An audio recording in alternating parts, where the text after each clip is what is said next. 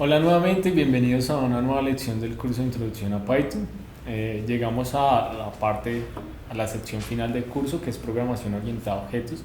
Cuando en el primer video, cuando les di la bienvenida a este curso, hablábamos de las potencialidades de Python y una de ellas era que era multiparadigma, permitía programar según diferentes estilos.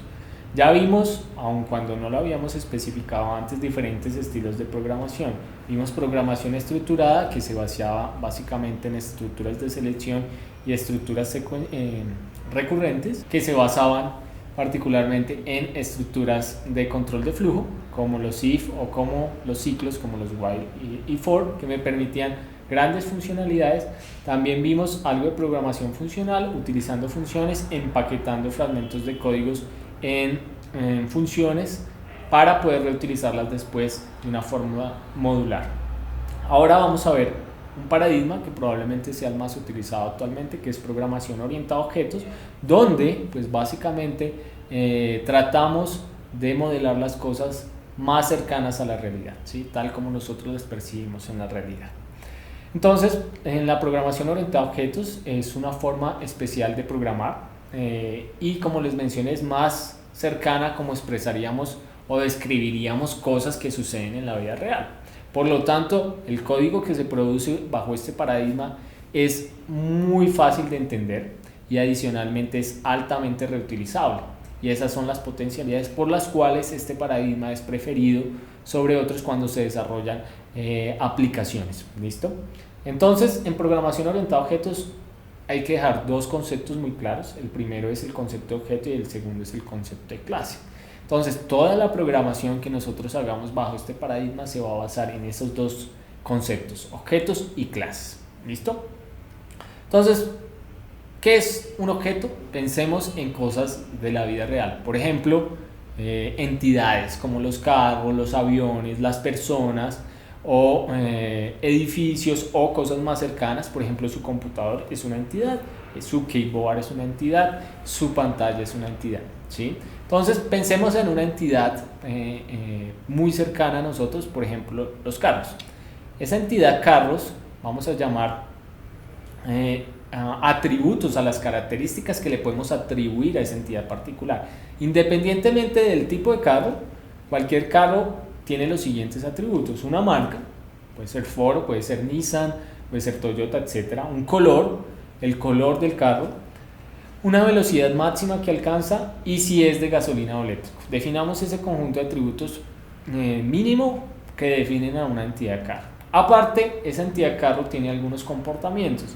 Por ejemplo, algunos comportamientos que también los pueden ver como acciones que puede realizar esa entidad. Por ejemplo, encenderse, apagarse, frenar, acelerar.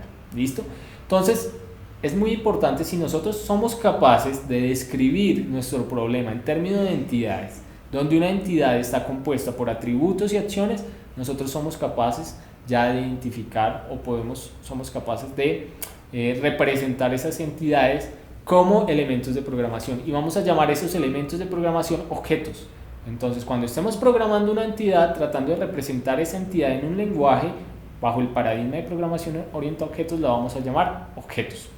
Entonces, por ejemplo, vamos a definir dos objetos. En este caso tenemos un objeto que va a ser de marca Ford, color rojo y una velocidad máxima de 200 km por hora, y va a ser de gasolina. Fíjense que defino ese objeto con unos atributos particulares que lo definen, y vamos a definir un objeto número 2 que va a ser también un carro de marca Toyota, color naranja, velocidad máxima 220 y eléctrico. Ambos objetos son de la misma entidad, la entidad carro. ¿Listo? Entonces vamos a definir ahora el concepto de carro. Ya entendimos que es un objeto. Ahora, una clase es básicamente un template para la definición de objetos. Es un nivel superior donde se especifican los atributos globales que tendría cualquier objeto que se defina como instancia de esa clase. Si yo voy a definir otro objeto, carro, se esperaría que tuviera los mismos atributos que definí para el resto de objetos, es decir, una marca, un color, una velocidad máxima y una gasolina. Entonces vamos a definir los objetos como instancias de la clase carro. Tengo una gran jerarquía, una clase carro, y defino entidades objetos o instancias de esa clase y defino sus atributos particulares. Fíjense, ambos son carros, no importa que tengan características o atributos diferentes, ambos pertenecen a la misma clase, carro. Ya cada instancia, cada objeto, cada instancia de esa clase va a tener sus atributos particulares y así puedo definir de forma genérica cualquier objeto que pertenezca a esa clase. Entonces, nuevamente recapitulando, la clase es básicamente un template, un blueprint de lo que sería una entidad del mundo que estoy modelando. Voy a llamar en programación a los objetos como instancias de esa clase, es decir, elementos que pertenecen a esa clase, y a los atributos que los definen, o las características que los definen, a cada uno de esos objetos de forma individual, atributos, ¿vale? Bueno, entonces, nuevamente, el objeto es una colección de datos, variables y métodos, donde variables son esos atributos que les acabo de mencionar y métodos son funciones que me permiten definir el comportamiento de esos objetos o las acciones que pueden ejecutar. Y la clase es un modelo template para el objeto. ¿Listo? Bueno, ahora vamos a ir al código. Vamos a ir a Visual Code y vamos a terminar de redondear estos dos conceptos básicos, clase y objeto. Entonces, lo primero es cómo defino una clase o un template en Python. Voy a utilizar la palabra reservada class y voy a especificar el nombre o el identificador de clase. Nuevamente, los nombres de las clases, así como los nombres de las variables o los nombres de las funciones, tienen que seguir los protocolos y los estándares que les he mencionado en las lecciones anteriores. En este caso, la clase no va a hacer absolutamente nada, simplemente es para especificarla, por eso puse la línea de código pass, que es una línea, ya saben, de básicamente no se ejecuta absolutamente nada. Voy a definir ahora un objeto de esa clase. Es decir, es una relación de membresía. El objeto va a pertenecer a esa clase carro. Voy a definir objeto carro, va a ser igual y hago la asignación carro, que es el nombre reservado de mi clase, paréntesis. ¿Listo? Entonces, ¿qué va a pasar si yo imprimo ese objeto carro? ¿Y qué va a pasar si yo imprimo el type de ese objeto carro? Me va a decir que son objetos de la clase carro. Son dos formas diferentes de saber a qué clase pertenece un objeto. Y también de saber qué es un objeto en sí, es decir, es una instancia de una clase. Este proceso que estamos haciendo en la línea 12 se llama instanciación. Estoy definiendo un objeto de una clase, instanciando un objeto. Vamos a ejecutarlo. Vamos a poner aquí break, vamos a iniciar aquí el debugger.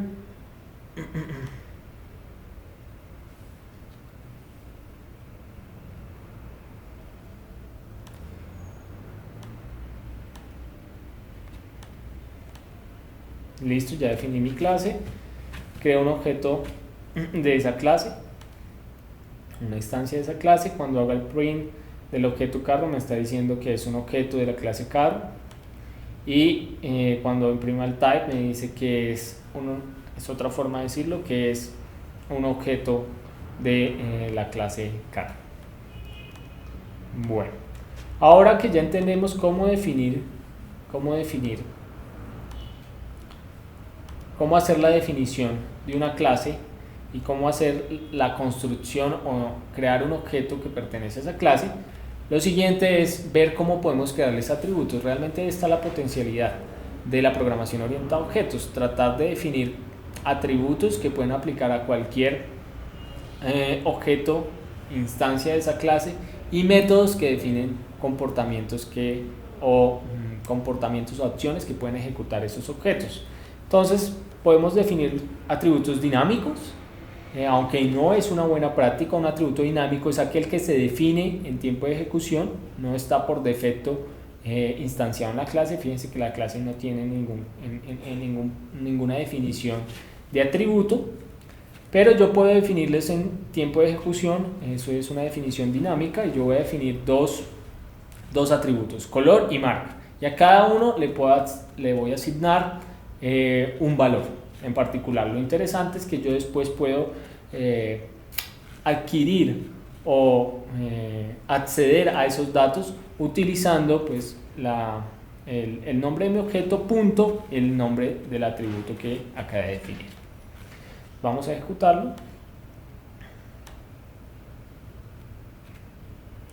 Acá estoy definiendo para el objeto que acabé de crear el color azul y estoy definiendo una marca que es Ford y estoy imprimiendo el color de mi carro es azul y mi marca es Ford. Y ya hago la impresión y fíjense, yo pude después de la definición dinámica acceder a esos valores.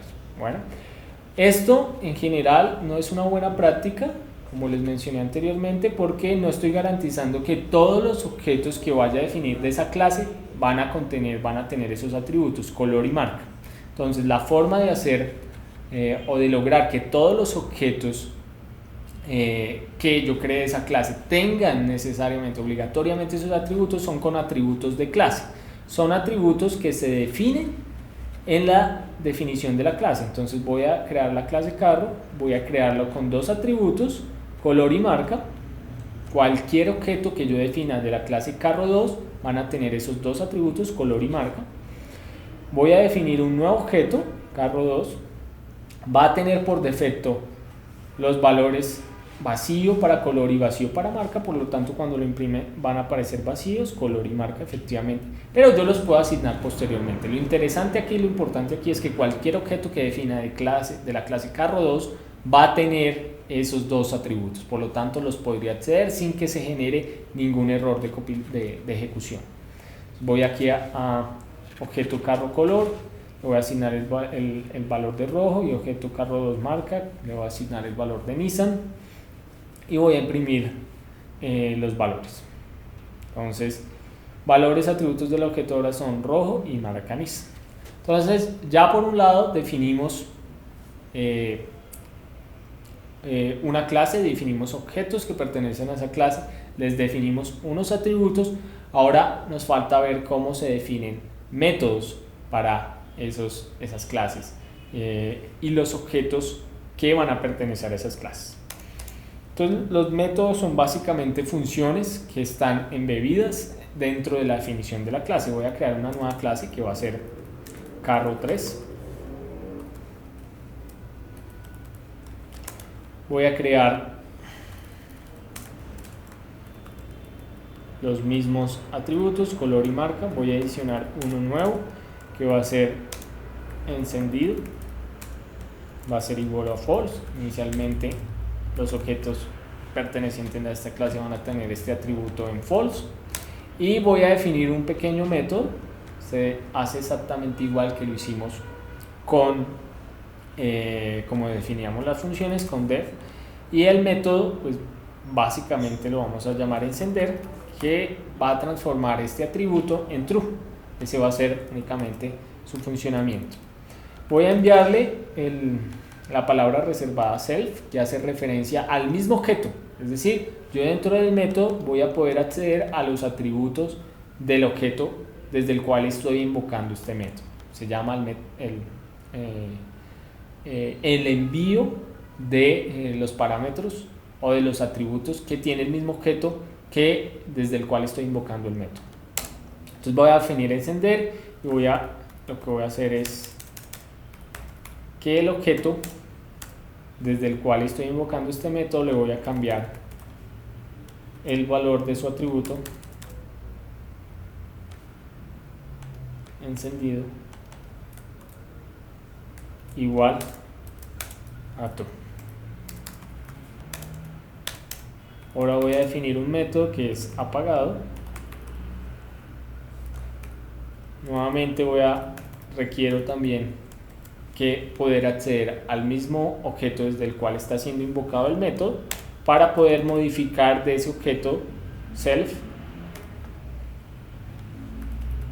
el atributo encendido. En este caso va a ser igual a false.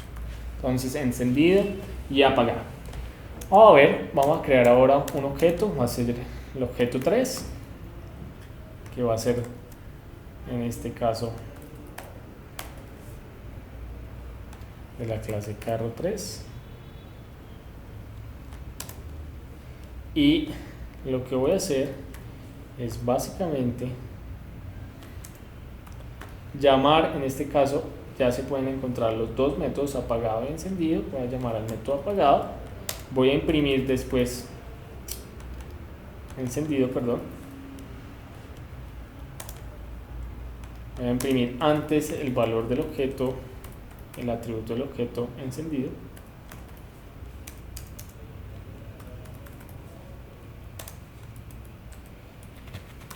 Posterior a la invocación del método, deberíamos tener ya el atributo en true y vamos a ejecutar. Listo. Acá fíjense, el entorno de desarrollo me está diciendo que objeto no está definido, es porque la definición es objeto 3. Vamos aquí a marcarlo, marcamos el punto donde queremos iniciar el debugging y lo lanzamos.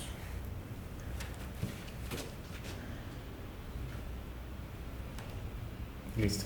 Entonces ya llegamos aquí a crear el objeto de la clase carro 3. Vamos a imprimir cuál es el valor que tiene inmediatamente después de que se crea en el atributo encendido, que es false. Voy a llamar al método encender, lo que va a hacer es recibir al mismo objeto, este es el propósito de self, y del objeto self encendido va a pasar a true. Algo importante es que esto es equivalente a como si a reemplazar self por el nombre que tiene el objeto en el contexto global, objeto 3 punto encendido igual a true, ¿vale? Entonces voy a cambiarlo, se llama encendido igual a true. Se emprende ahora el atributo y fíjense, pasó de false a true. Exactamente igual funcionaría con el método apagado de la clase carro 3, pasaría inmediatamente a false en caso de que fuera true, o se mantendría en false si no hubo ningún cambio previo. Entonces fíjense, ya tenemos los elementos completos de una clase. Por un lado están los atributos, que son características que definen los objetos que pertenecen a esta clase, y comportamientos o acciones que se pueden ejecutar sobre ese objeto, como encender, apagar, que pueden modificar atributos del mismo objeto o pueden tener otras funcionalidades, como vamos a ver más adelante. Bueno, con eso finalizamos una pequeña introducción al mundo de programación orientada a objetos. En las siguientes lecciones vamos a continuar explicando más este paradigma de programación con muchos más ejemplos, muchas más cosas que tenemos que evaluar, como los constructores, como las relaciones entre clases, el polimorfismo, entre otros conceptos importantes. Muchas gracias por su atención y los espero en una próxima lección del curso Introducción a Python.